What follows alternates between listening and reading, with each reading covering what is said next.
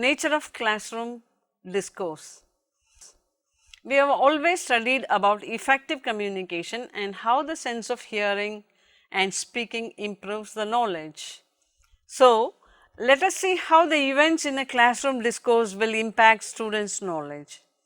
It is very important to understand how the teachers and the students communicate in the classes. Although concepts can be elaborated and explained or shown as demonstrations, the more discussions and the ideas brainstormed, the better the student understands the concept. Even the tougher subjects can be easily understood if a teacher talks and explains it well to her students. Most of the school activities involve talking, as this motivates students to learn and excel than just by the mere reading of books.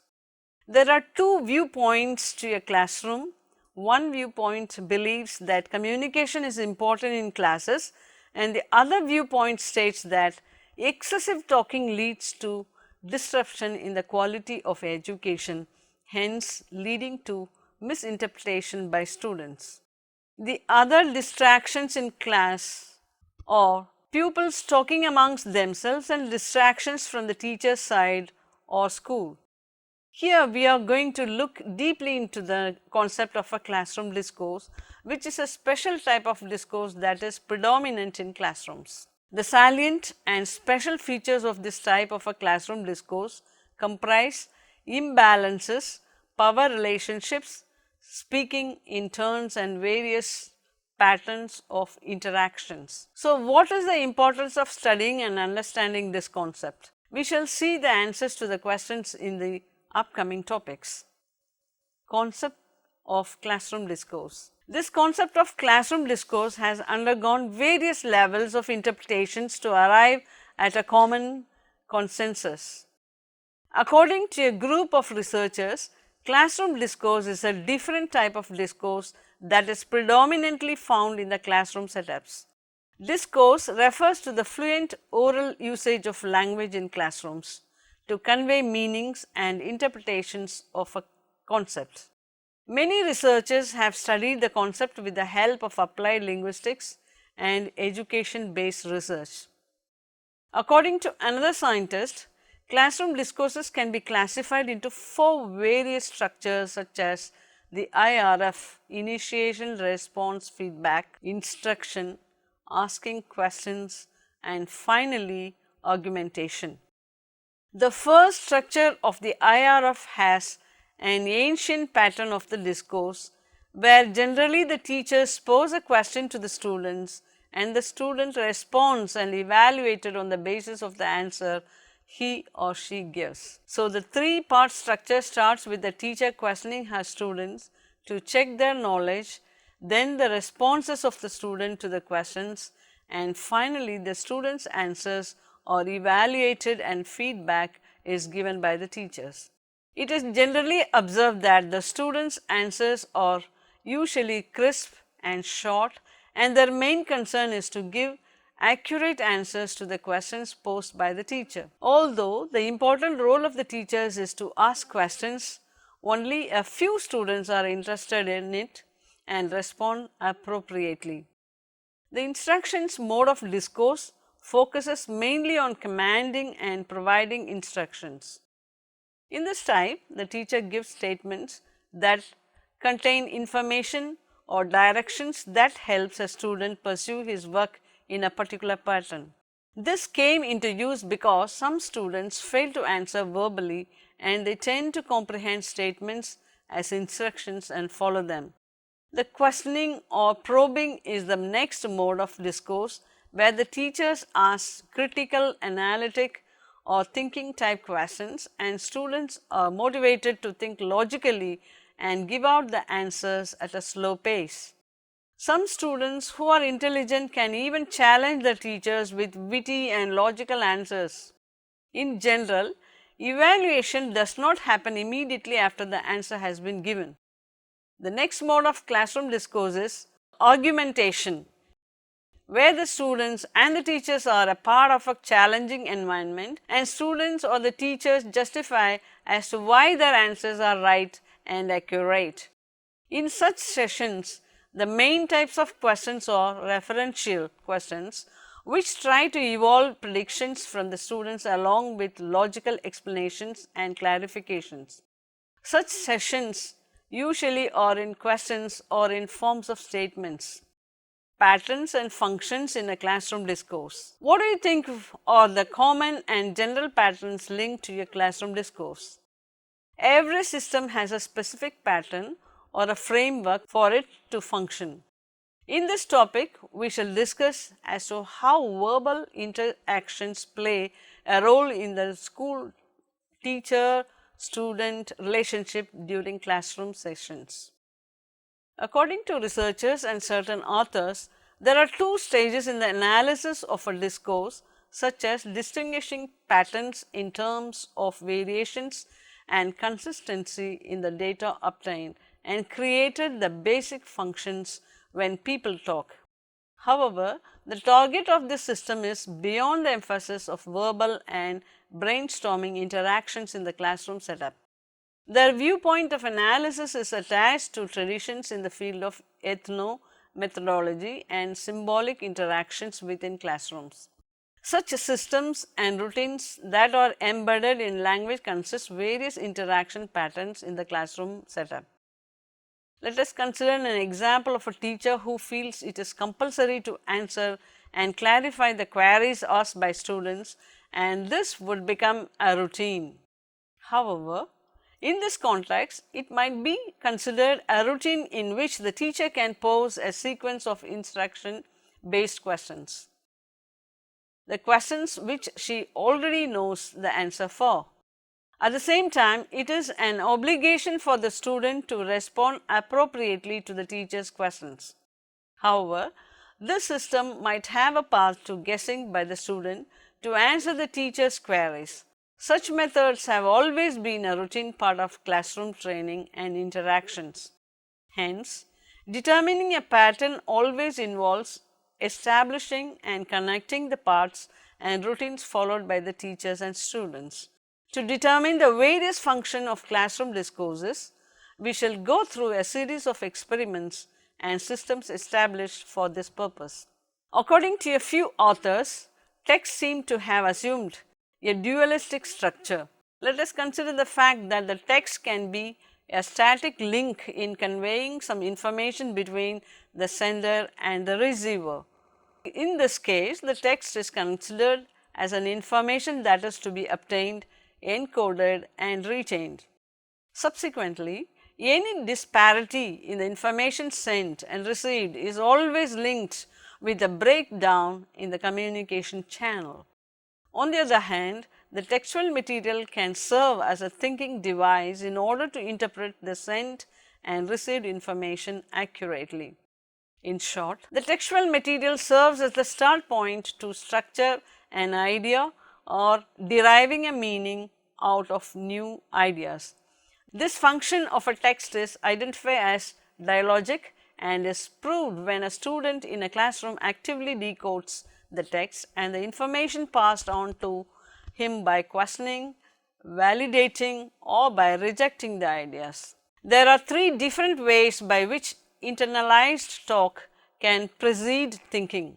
First is by considering language as a cognitive source. This considers that when a person or a student is given appropriate exposure, can be a fluent speaker and can participate in several ways of using a language. Second, through the method of talking, participants are familiar with alternative voices and views that can elucidate their view on the world. Third factor is the habitual patterns found in interactions. For an example, consider in a class, all the students are given an opportunity to express their views, opinions and present justifications for the arguments or ask questions in assuming concepts. Conventional patterns of classroom talk. It is tough to generalize facts about classroom discourses since various cultures have developed in several contexts. Not only that, even the type of schools, teachers or students vary across places, and the patterns of the talk also varies diversely. After deep research across several schools, they found similar patterns in teaching and in classroom discourses.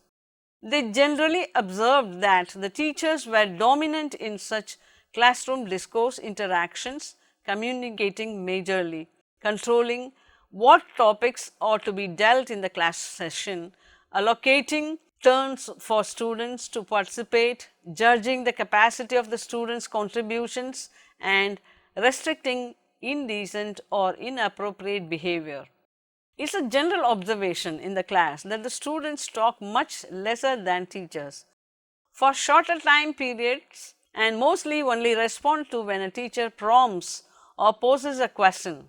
The entire concept of classroom discourse is composed on the initiation, response, evaluation I or E cycles, where the teachers start new topics by asking simple and close questions that test a student's basic knowledge and recalling capacity.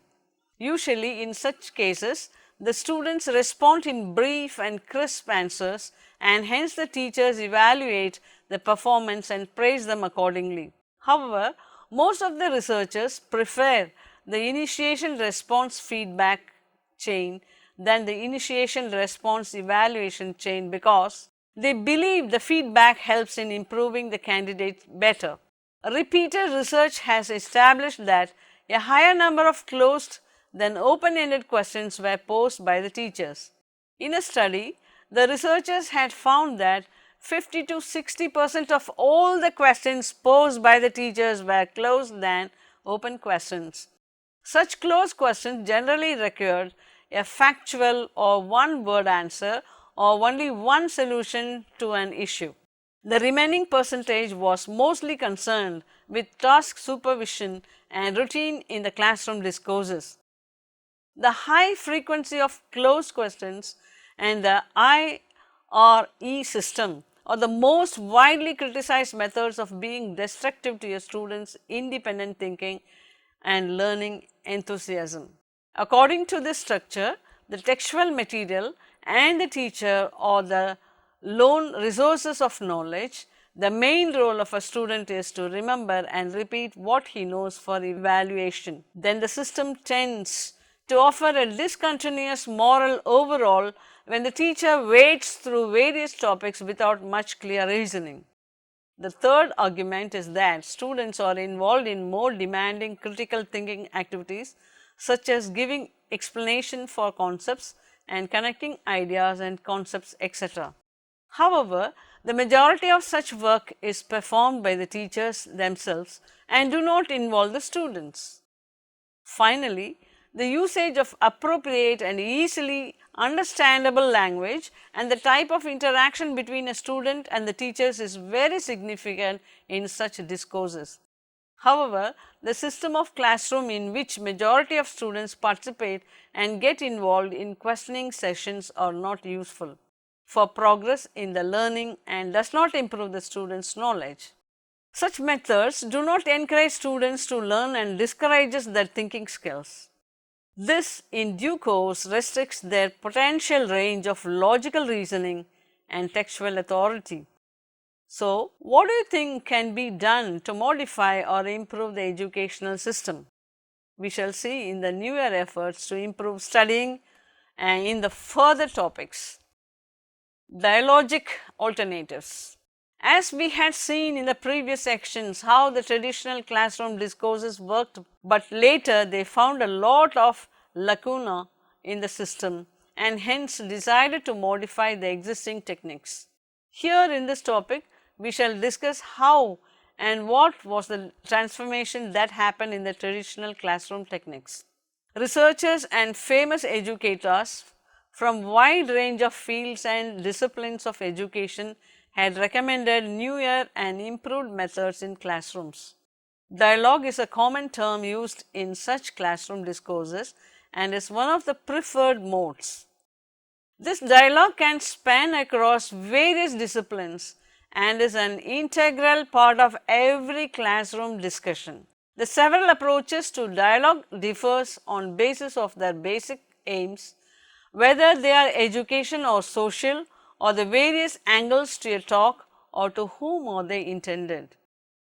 In the following classes, we shall see 5 of the most important dimensions such as the structural, epistemic, interpersonal, substantive and political. The structural dimension of the dialogic model was aimed to substitute the IRE model, which had the domination of the teachers over the students, with a system where the students can freely exchange their ideas and concepts and discuss their rights. This system ensures that their voices are equally acknowledged. The next epistemic dimension deals with a more critical angle towards knowledge acquisition. In this viewpoint, the students and the teachers will have an active participation in understanding the meaning of what is being said in the classes and are expected to contribute in every class discussion, unlike the traditional methods. They are expected to aim and focus at questions and open to genuine queries. The third dimension is the interpersonal dimension, in which it seeks to establish a supportive and a collaborative community for education and learning instead of focusing on individualistic impersonal environment. Such environments are predominantly identified in the traditional classrooms.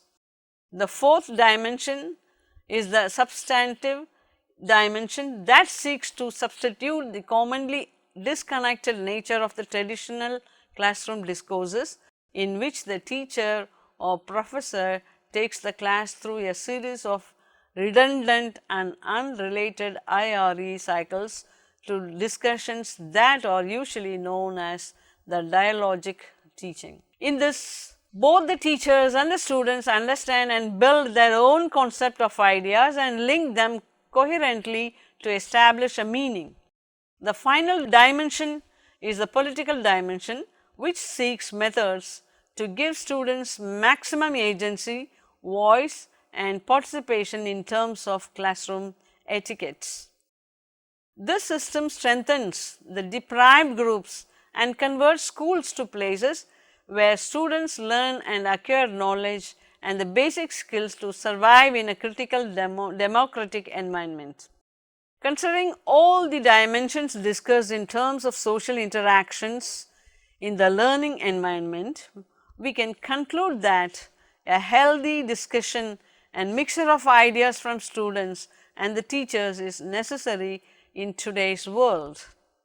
Such systems do not completely deprive a teacher of his or her rights, but encourages students to think independently and improve their analytical and logical skills. However, these ideas suggest that a teacher's classroom discourse practices are interlinked to the social dynamics present in a classroom. The role of classroom talk in student learning. In the previous sections, we had seen how the traditional classroom in discourses functioned and how various modifications were brought in to improve the learning process. In this section, we shall study about the importance of talking while educating students. Talking is considered an integral part of a teacher's job while she teaches and engages the students in her class. According to most researchers and educators, talking can be classified into 3 types of classroom talk, such as rote, that refers mechanical repetition of facts, ideas and concepts by teachers in classes. The term recitation describes a knowledge accumulation and thorough understanding of questions to analyze the students' prior knowledge or to apply them appropriately to arrive at an accurate answer. Finally, the instructions or the exposition method refers to the concerns that tell the students what to do and divulges information by elaborating the basic facts principles involved in a concept. However, some teachers and educators use their other kinds of classroom talking patterns which have higher cognitive potential, such as discussion and scaffolded dialogue. The discussion type generally is observed in a teacher's group, teacher class, or between two students. This refers to the rapid exchange of ideas in sharing information and by providing solution for problems. The concept of scaffolded dialogue refers to obtain common and a good understanding through a methodical and cumulative questioning and discussion method that will guide a student to appropriate learning. This method reduces the risk and error and increases the quality of learning. However, the method of using scaffolded dialogue is more complex and it needs more teacher skills, but still it remains less common in methods of classroom teaching. According to a popular study, the role of several talks are condensed to the concept of scaffolding as follows: the rote talk does not scaffold. Basic recitation offers bleak chances, yet a well designed instruction and well planned discussion can aid to scaffold effectively. According to another researcher, there are differences between the two functions of talk, presentational and exploratory. The former talk deals with the needs of a teacher over her students. This case of talking usually is observed when the teachers are trying to get answers from the pupils to assess their understanding of a topic taught previously.